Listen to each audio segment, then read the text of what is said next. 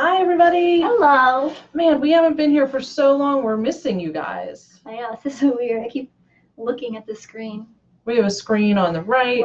I have a screen here just so that I can see your questions. So if you guys see me looking down, it's because you are allowed to ask questions if you are live with us. And pick Dr. Sarah's brain today. Be nice. So we are talking about PCOS today. Mm-hmm. And you posted this morning. I did. I asked if anyone could guess what we're talking about. I gave them a little hint that it was the most common problem for women of reproductive age, and one person got it. Ding, ding, ding.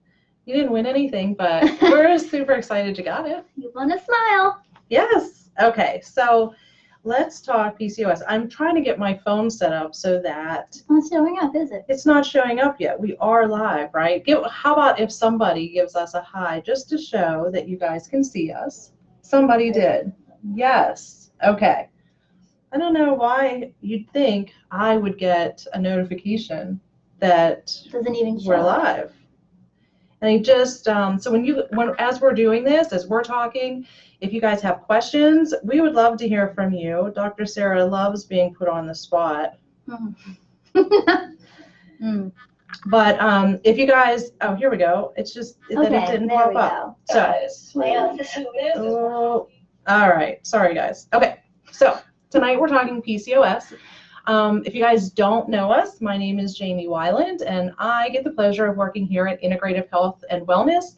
This is Dr. Sarah Vibona, and we get to talk to you tonight about PCOS. We really like just reaching out on the Go Lives to get an opportunity to get to know you guys and what some of your questions are, because honestly, I don't really know any other doctors who put themselves out there like you and Dr. Collin do for people to ask questions to. Yeah. At least we're not paying for it. Maybe we should pay. Yeah, should charge for a Go Live. I don't even know if that's Facebook allowed. Yeah, I don't think that works. Okay, so let's talk PCOS. What is it? So it stands for polycystic ovarian syndrome. And one thing I want to point out is it is the most common problem for women that can still have kids. And it is very hard to find a doctor to correctly handle it because it's a syndrome, it's not a disease. And there's a big difference between those two words, and that a disease is just one thing, like diabetes. You have a disease, you have a problem with the pancreas, and you can't handle blood sugar, and voila, that's your problem, and you kind of have like we know how to fix it. With syndromes, it's a collection of different parts and pieces, and everyone can have different problems with those parts, so it's not like you're always going to have these things wrong when you have PCOS. And so you really need to find like the doctor that can look at the puzzle and figure out like, okay, this is why you have it versus why she has it, and now you know, now we can fix it. And so who gets this? Well, like anybody, right? Get it. Well, women. Yeah, it really could be anyone. There is so many causes. Some people think it could be genetic, but genetic doesn't mean that you are going to get it. It just means like that's a weak link for you, and if you lead a life that breaks that link, then you will get it, and you can repair that link so you don't have it anymore. It also is really heavily associated with insulin levels. So if you have repeated spikes of insulin, so you eat a lot of sugar and your blood sugar spikes, it messes with your hormones and kind of creates what is the underlying cause of PCOS, which means largely it means you have more male hormone than female hormone, and so the balance is off. There's a tiny bit of cases where that can be switched, but the underlying thing is male hormones don't allow you to ovulate, which means you have a lot of eggs going on that never leave the ovaries, and that then can become cysts in your ovaries. But you don't have to have cysts in your ovaries to be diagnosed with polycystic ovarian syndrome.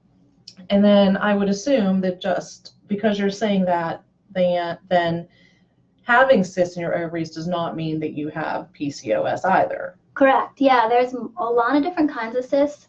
The ones they normally find in PCOS is more like the eggs are immature and they don't release, so they kind of just expand, and they say it looks like pearls around the ovaries.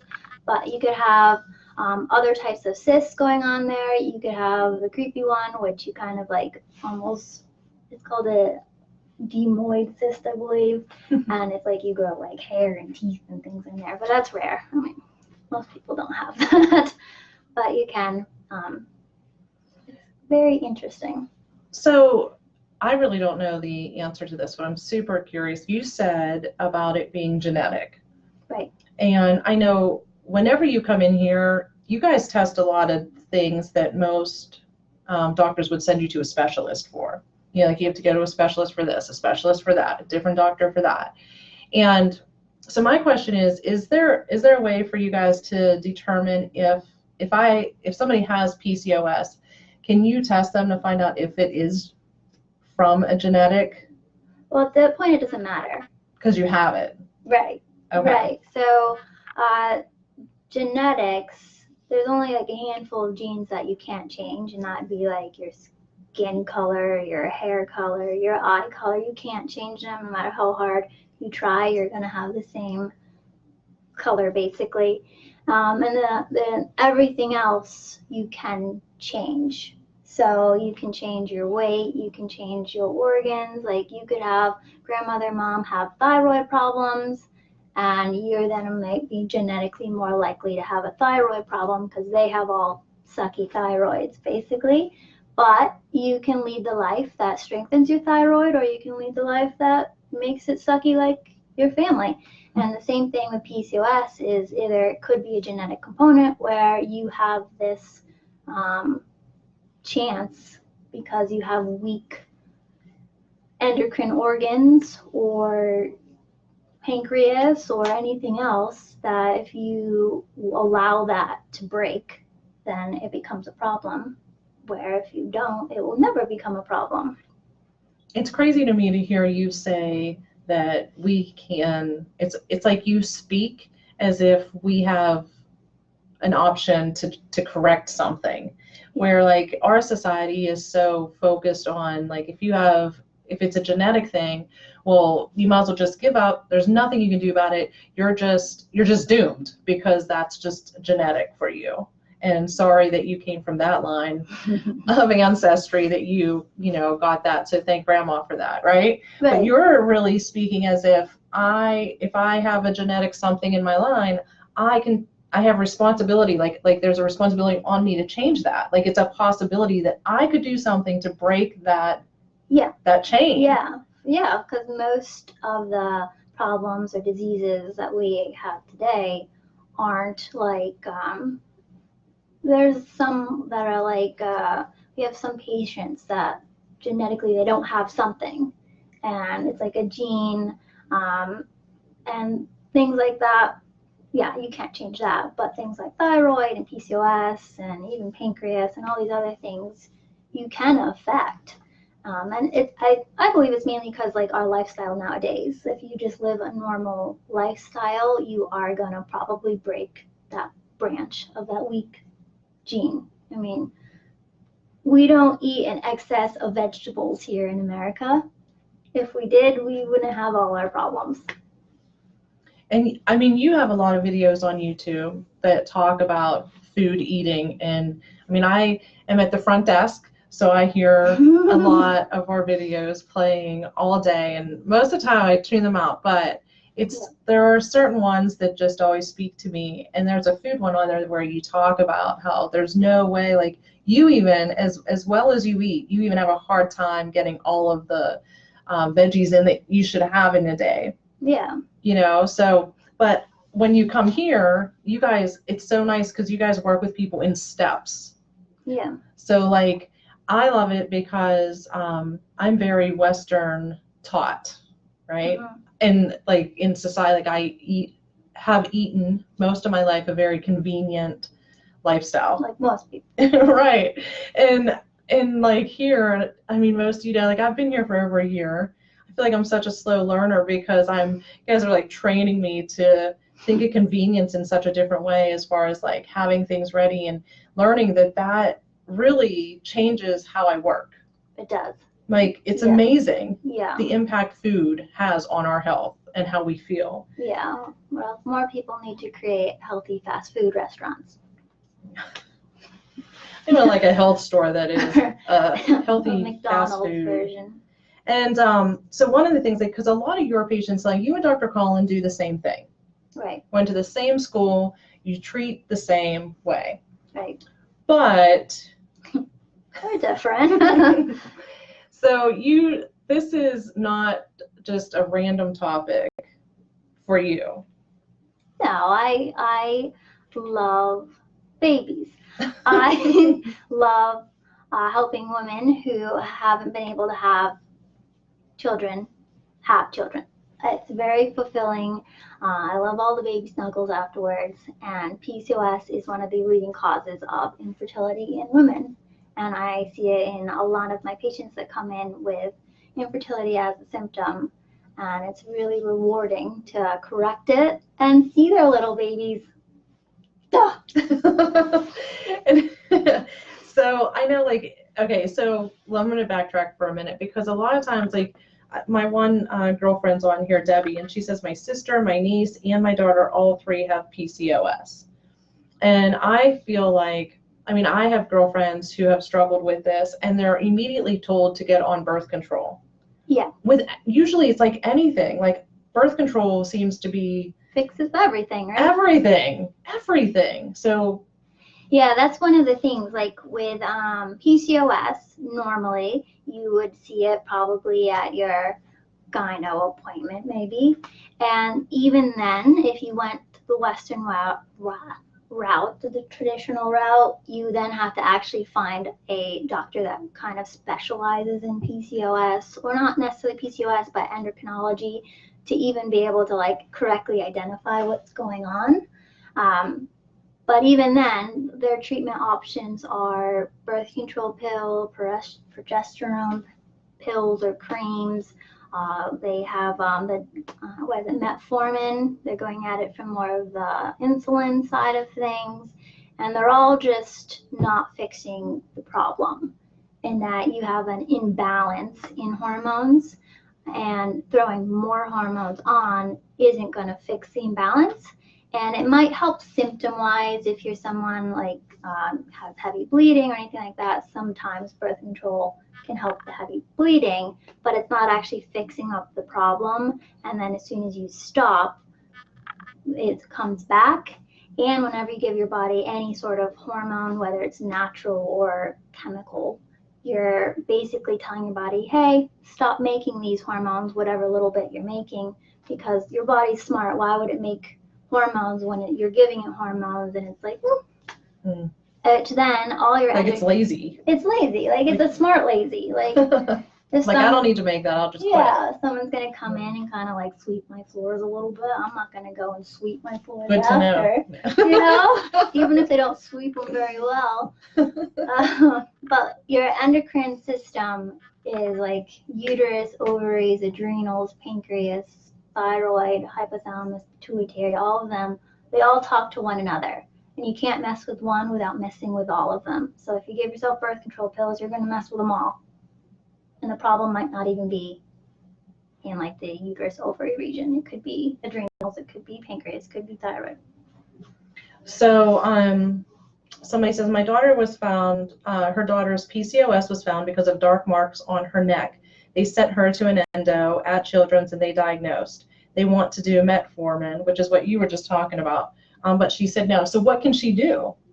Well, I mean, obviously I'd hope you'd come here, just because I don't know anywhere else I could recommend that would actually handle the problem. Everyone else would be things like metformin or birth control or anything like that. And it would be figuring out what's going on in her endocrine system that's messed up. And once you know that, you have a clear picture of how to fix it. And it could be her pancreas if they're trying to go at it with the metformin. And that would be kind of helping the pancreas, whether it's with enzymes or pancreas support or diet, and trying to like kind of balance the workload it has to do. And it's figuring out what piece of your endocrine puzzle is not working is the main take home point. But like that's what you do here. Right. So because this particular person I know doesn't come here yet, like they haven't been here yet, but it's exactly what happens is you guys find out what organ system isn't working and then why, and then you go through like a series of steps to help get that going on its own. And it's nice too because then you're not trying to give people supplements or a medicine for the rest of their life to help their body work. Yeah, that's not the goal. It shouldn't ever be that way, and if it is, it means you actually didn't fix the problem. I love those little one-liners. Like I need to keep those. Those are so, I love them. And then one of the coolest things I think about working here is like, especially like in this topic, is there are, like you have one patient, and I know I can't disclose names or anything, but it's the coolest thing because there was like a whoopsie baby. Oh. I love this. Yeah. It is the coolest story ever. Yes. I've probably talked about her. We weren't even working on infertility with her. She was just on the offside, like in her paperwork states she was diagnosed with PCOS, but she had all these other things we were working on.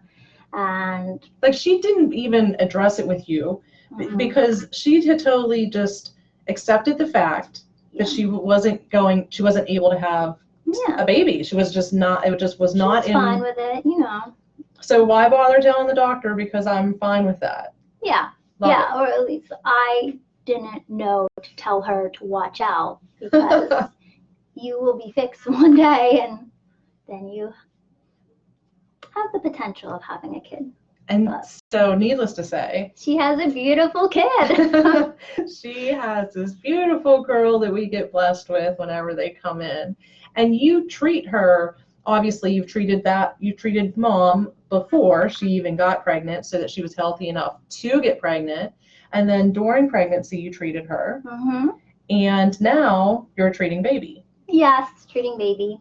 So I, don't know all of the testimonies of people that come in because I don't. So there is a lot. I mean, there's a lot of babies that come in, and I know like from, people talk at the, with me about how blessed they are coming because they didn't think that was even, that was possible. Yeah. We just had a couple this week.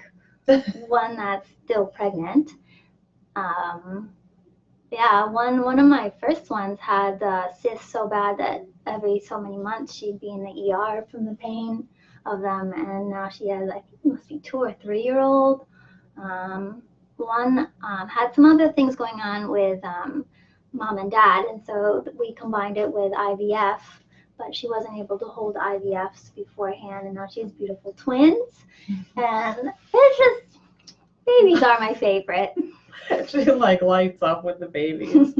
Okay, so no apologies, Debbie, for messaging us. That's why we do the Go Live, so that you can ask questions and get answers from a holistic doctor that I know it's just completely different from what, we're normally trained to think, And so I want to let everybody know that to become a patient here, they do two 45-minute initial appointments. So the first 45 minutes, it's your exam.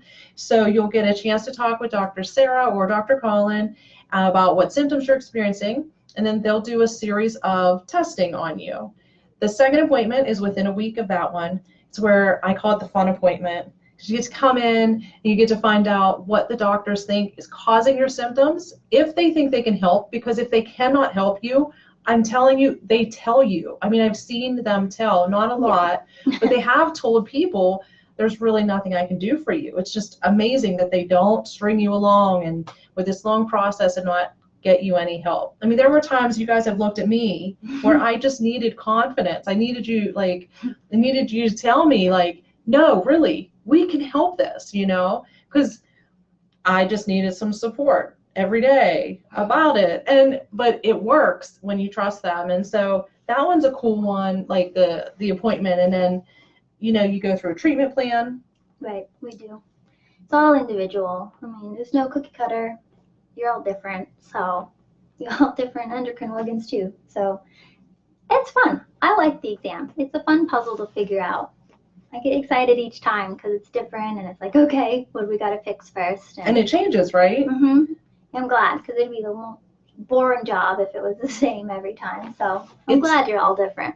And it's so nice because you don't fit in this box. And so I want to encourage you guys all, while we are here talking with you, the other doctor, Dr. Colin Consales, he's actually out in our foyer right now teaching a class. This class, next week you'll be teaching the class. Mm-hmm. We offer it every single week. It's a completely free class taught by the doctors. It explains what they do, how they do it, scientifically why it works. They even do a demonstration, which I love. Yeah, I recommend because everyone wants to know, like, well, how do you test things? And I could repeat it, but I'm not someone that likes to repeat things over and over and over. So that's why I don't say it every live, and she has to like nudge me. I'm like, oh, how do you muscle test? The class, probably because I do the class every other week. The class has like you get so sick of saying it, right? Yeah. I say it so often. The class has demos and pictures and slides of nerves and muscles, and it goes into in depth of how on earth does this neurological muscle testing work. So I highly recommend you come. It will answer every question you ever had about how we do what we do and make it seem legitimate, basically. It is. I mean, you really feel like after you leave that class, you feel like you have at least a foundation of what they're looking for, how they're doing things. And the only other thing I want to tell you guys, make sure I tell you, especially you, Debbie, because I know you posted again and saying about food, that you think your daughter's PCOS is stemming from food. And one of the things that the doctors here do that I haven't found anybody else ever to do is that they address not only your entire body, but different toxins. So there's a thing called NET. That's more emotional. So if she were having like eating for emotional reasons. Potentially, yeah, I could address that. Most kids, it's just they're used to eating the American diet. And so that's where when they're teens, it's tougher. And I had one in earlier this week, and literally during the report, I was like, listen, do you want to do this or you don't want to do this? Like in front of mom and everything, because I'm like, this is her body. And it's just going to be battle for everyone if she doesn't want to do it, because then I'm making her or mom's making her. And the whole point is to get her to want to make her own body healthy so that her whole life is healthy. And if teen doesn't want to do it, then she'll do it for a period of time until she leaves for college or whatever, and then things are just gonna come right back. And so all she needs to be willing to do is just start, is just to try, is just to do little bits of things. And if it is heavily diet based, then it will be figuring out the biggest culprit and like, can you eat less? Maybe it's soda. Can you do 2 sodas a day instead of 10? You know, like tiny little steps. And that's all you have to commit to, is just willing to take the steps to get where you want to go. I love that, because I know a lot of times, like I was afraid initially to come here because I thought I was ready for this completely different eating program. And then I was actually disappointed when I didn't get it. Now I totally understand why, because it's nice that you guys meet everybody where they're at that specific time. Yeah. And so I just appreciate that. And I love that you guys look at different different whys as to like why people are struggling in their own success. Right. Yeah. As whether it's like a mental thing or an environmental thing or a physical thing, as to what's holding them back from taking control of their health. Yeah.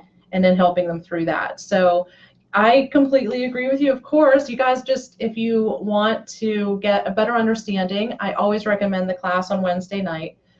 You can find those classes right on our website at ihwcenter.com. There's a little classes folder, you can't miss it. So you can pick the class, sign up right there. It'll direct you to Eventbrite. Otherwise, you can give me a call. It's 724-205-6260, and you can reserve your seat that way also. And I don't even know when our next go live is going to be. Maybe you guys could shoot us off some topics that you'd like us to address with the doctors, and we'll get back to you on time on that. Yeah, let us know. All right, have a good night. Bye. You gotta